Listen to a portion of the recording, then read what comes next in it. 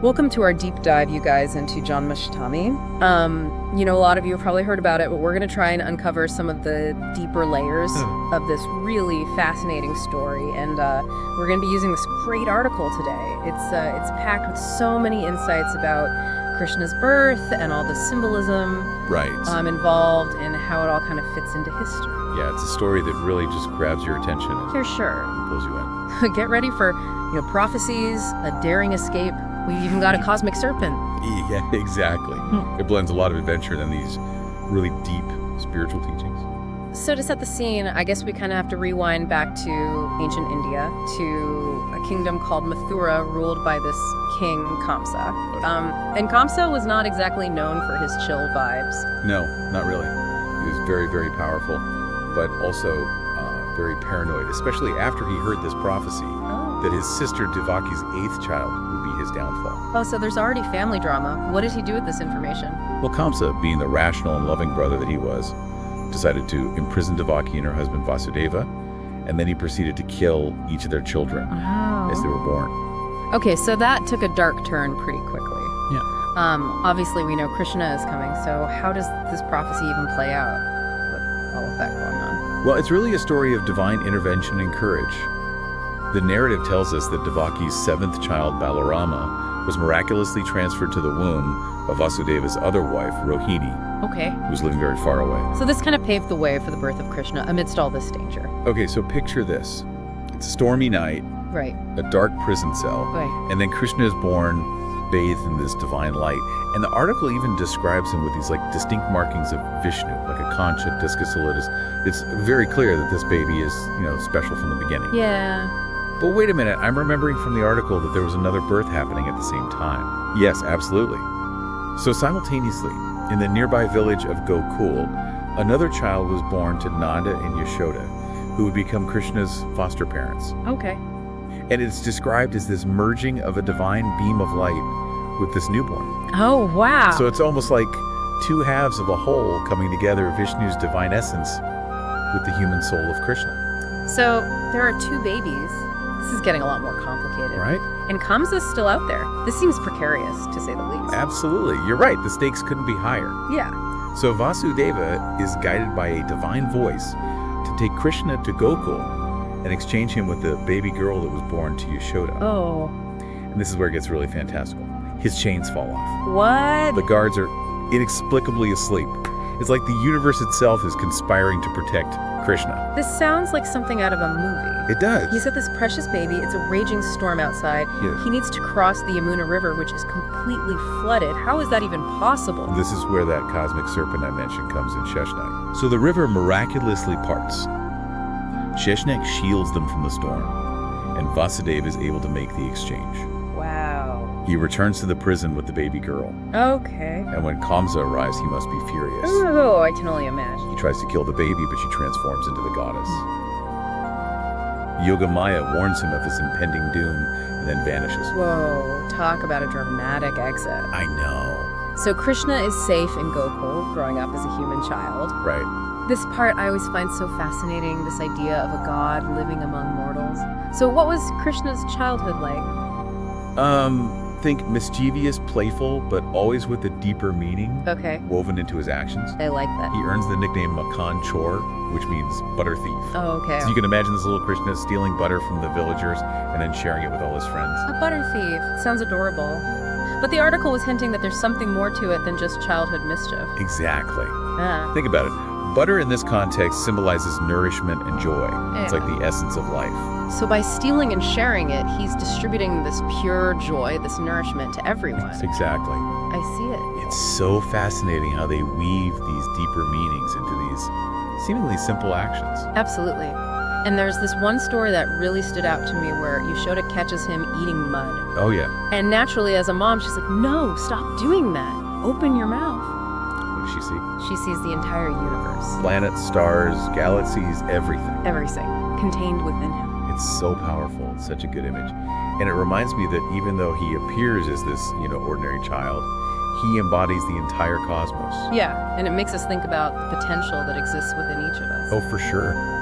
But we should remember that it wasn't all fun and games. Right. Kamsa is still out there. He's plotting. Yeah. So what happens next? Well, even as a child, Krishna has to face some serious challenges. Kamsa sends all these demons to try and kill him, each one more terrifying than the last. Can you give us some examples? This is the part where the story veers into myth and legend. Yeah, like Putana, for example. She's this demoness disguised as a nurse, and she tries to poison Krishna with her breast milk. Oh, wow. But Krishna, with his divine awareness, sucks the life force out of her, essentially liberating her soul. And then there's Trinavarta, who tries to whisk Krishna away in this monstrous whirlwind. But Krishna, even as a baby, is able to effortlessly defeat him. It's amazing how they blend that playful innocence with this inherent divine power. He's a protector from such a young age. Yes, exactly. Yeah. And this duality is central to understanding Krishna's character. He's both human and divine, playful and powerful. And as he grows, his teachings and actions take on even greater significance. And this is where the Bhagavad Purana becomes really crucial to understanding his impact. The Bhagavad Purana, it's such a cornerstone of Hindu philosophy. I'll admit, I always thought it was all about rituals and strict practices. Yeah, that's a common misconception. Is it? What sets the Bhagavad Purana apart is this emphasis on bhakti, which translates to devotion as the path to liberation. It's suggesting that connecting with the divine doesn't have to be this rigid, austere process. You can find it through love, joy, and complete surrender. That's a surprisingly different approach to spirituality than I had imagined. It is, and it's one of the things that makes Krishna's teaching so compelling. It's about opening your heart, not just adhering to strict rules. And speaking of opening your heart, one of the most famous stories from Krishna's youth is the Rasa Leela. Ah, yes, the Rasa Leela. That's the one with the gopas dancing, right? Yes, but it's much more than just a simple dance. Okay. It symbolizes the soul's yearning for the divine. The gopis represent this pure, selfless devotion, and their dance with Krishna represents that ultimate union with the divine. It's about transcending the physical and experiencing a deeper connection. So the story itself is like a metaphor for this profound spiritual experience. Now let's shift gears a little. We've been talking about these ancient stories, but have you ever wondered about the actual timeline of these epics? Modern research has uncovered some really intriguing information about when the Mahabharata and Ramayana might have actually taken place. Oh, I'm always fascinated by timelines. What have they found? Well, based on astronomical references and other evidence, the Mahabharata, where Krishna plays a central role, is now estimated to have occurred around 555-61 BC. Oh. And the Ramayana is thought to be even older, around 12,000 BC. That's much further back than I would have guessed. It is. Does this change how we should think about these epics? It certainly challenges our traditional linear view of history. It suggests a cyclical nature to these narratives, a sense that these stories could be recurring patterns within these vast cosmic cycles known as yugas. So you're saying that these events aren't just fixed points in the past, but recurring themes that play out across these massive epochs. That's a really fascinating way to look at it. It is. And this connects back to Janmashtami because Krishna's life, though set in a specific yuga, transcends historical boundaries. His teachings are relevant across all these cycles, speaking to something timeless within us. That makes you wonder what those timeless elements might be. And Krishna's influence obviously extends far beyond ancient India. Oh, absolutely. I mean, his teachings are known and studied all over the world. The Bhagavad Gita, which contains the essence of Krishna's teachings delivered to Arjuna on the battlefield, is one of the most widely read spiritual texts globally. And it tackles these fundamental human questions about duty purpose, the nature of the soul, questions that resonate across cultures and time periods. It's remarkable how teachings from, thousands of years ago can still feel so relevant today. It is. And it's not just the Gita either. Artists, poets, philosophers across cultures have been inspired by his life and teachings. Absolutely. His playful yet profound nature, his embodiment of both human and divine qualities, makes him so relatable, regardless of your background. He's not this distant, austere deity. Yeah. He's someone who experienced joy, love, and sorrow just like us. Right. And yet he remained connected to that divine source, offering us a path to do the same. So let's bring it back to the celebration itself. Can you paint us a picture of what Janmashtami and Vrindavan Krishna's childhood home is like? Oh, totally. Yeah. Imagine the entire village buzzing with excitement. The main Krishna temple is adorned with vibrant flowers, glowing lamps. You hear flutes, devotional songs filling the air, and children dressed up as Krishna and Radha are reenacting his playful leelas. Oh, that's so cute. I know, it's adorable. You can just feel the energy and the anticipation. Oh, yeah. What happens as midnight approaches? So everyone gathers in the temple courtyard. Often an elder will take on the role of storyteller, recounting the details of Krishna's birth, emphasizing the significance of his teachings and reminding everyone of their own connection to the divine. It's not just a party, it's a deeply spiritual experience. Exactly. And as the clock strikes 12, the temple bells ring out, and the priest places a small idol of baby Krishna in this beautifully decorated cradle. I'm getting chills. I know, it's such a beautiful moment. That sounds so moving. It is. It's a moment of pure joy and devotion, with chants of Krishna's name filling the air. Okay, I think we need to pause here and reflect on what we've learned. Yeah. When we come back, we're going to explore more about Krishna's influence, his teachings, and what this all means for you in your daily life. So stay tuned. Welcome back. I'm so excited to dive deeper into how Krishna's teachings have spread across cultures and time. It's incredible how these ancient stories from India found a place in the hearts and minds of people all over the world. Yeah, it's really amazing. It makes you think there must be something universal about his message. What do you think it is about Krishna that allows his teachings to transcend cultural boundaries like that? I think it's the many different facets of his character, wouldn't you say? He's a warrior, a philosopher, a teacher, but also a prankster, a friend, a lover. Right. He embodies all these seemingly contradictory qualities with such a grace and wisdom that he becomes so relatable no matter what your background is. I totally agree. He's not this distant deity, sitting on a cloud somewhere. He's here with us experiencing the full range of human emotions, and yet he's still connected to that profound divine source. Exactly, and that's what makes his teaching so powerful. He's not preaching from some ivory tower. He's lived it. He's faced challenges, made difficult choices, experienced joy and sorrow. Right. And through it all, he shows us a path to self-realization, to finding that divine spark within ourselves. Yeah, we spoke about the Bhagavad Gita earlier, this conversation between Krishna and Arjuna on the battlefield. What do you think makes this text so enduring? Why has it had such a lasting impact? Well, I think the Bhagavad Gita acts as this sort of microcosm of the struggles we all face in life, duty versus desire, fear versus courage, attachment versus detachment. Oh, interesting. Arjuna's facing this huge moral dilemma, Yeah. and Krishna guides him through it. It's almost like this ancient text is speaking directly to our own anxieties and dilemmas today. Right? That's the beauty of these timeless teachings. And what's really remarkable is that Krishna doesn't offer any easy answers or simplistic solutions. He encourages Arjuna, and by extension all of us, to really look inward, question our assumptions, and try to understand our true selves. He teaches us the importance of action, performing our duties with detachment, and surrendering the fruits of our actions to a higher power. So he's essentially giving us this framework for how to navigate all the complexities of life with more grace and wisdom. It's really incredible to think about. And it's not just those who are religious or spiritual who find value in the Gita, is it? Not at all. I've heard of CEOs, athletes, artists, people from all walks of life who find inspiration in these teachings. The principles of self-awareness, discipline, and focused action are really universal. Whether you're on a literal battlefield in a boardroom or even creating art, these principles apply. So how can we connect those principles with some of the symbolism we discussed in Krishna's childhood? Can we dig a little deeper into those seemingly simple acts and the deeper meanings they hold? Absolutely. Let's take the example of Krishna as Makhan Chor, the butter thief. It's a charming story, but it goes beyond just being mischievous. Yeah, I'm really curious to hear how that connects to something deeper. Well, remember, butter in Hindu symbolism represents purity and sweetness. Right. It's like the essence of life. So by stealing and sharing the butter, he's actually distributing that pure joy and nourishment to everyone. Exactly.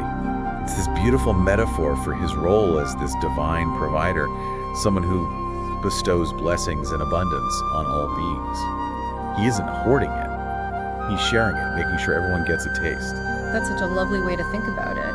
And what about that image of Yashoda seeing the whole universe in Krishna's mouth? What's the message there? I think that story is about reminding us of the vastness and interconnectedness of existence. It tells us that this seemingly ordinary child is actually this microcosm of the macrocosm containing within him the entire universe. It's as if it's saying that we all have that potential within us, that we're all connected to this sense of the infinite.